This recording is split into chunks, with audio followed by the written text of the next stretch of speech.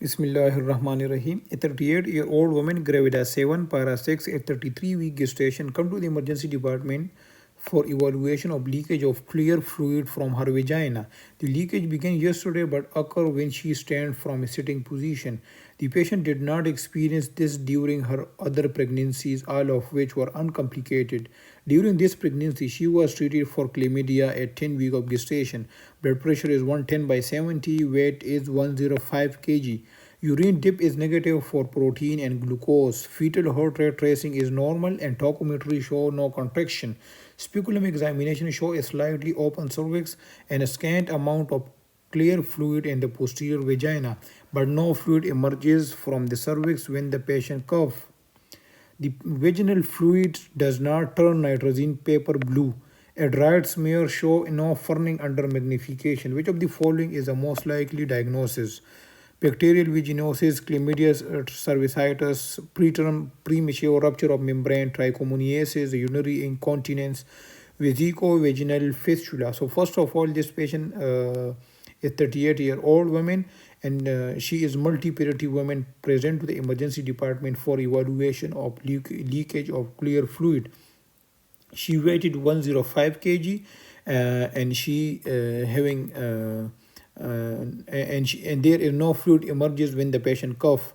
The vaginal fluid does not turn nitrazine paper blue. So this patient diagnosis is stress urinary incontinence. Stress urinary incontinence.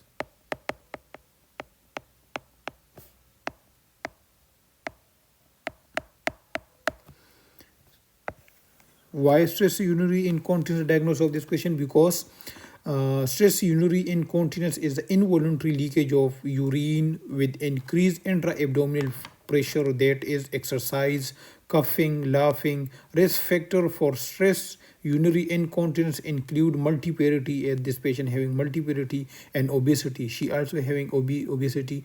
Stress urinary incontinence is the most common type of urinary incontinence during pregnancy. It is due to decreased pelvic floor muscle and urethral sphincter strength, as well as increased bladder pressure from the fetal presenting part of the weight of the gravid uterus. Symptom and examination finding of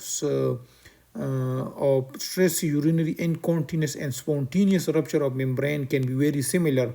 However, in stress urinary incontinence, when no fluid emerges from the cervix on Valsalva maneuver and the nitrazine and furin tests are negative, so this is most probably stress urinary incontinence. So here the correct option is choice E, urinary incontinence. Come to the incorrect one, bacterial vaginosis.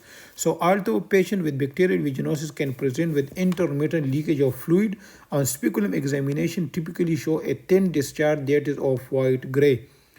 Chlamydia cervicitis. So speculum examination of symptomatic patient with chlamydia typically show purulent cervical discharge and cervical friability. This patient vaginal fluid is clear.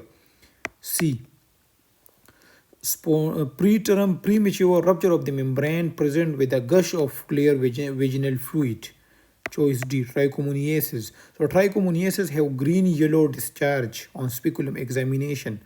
Choice F, vesico-vaginal fistula. So a vesico-vaginal fistula typically present with continuous rather than episodic urinary leakage.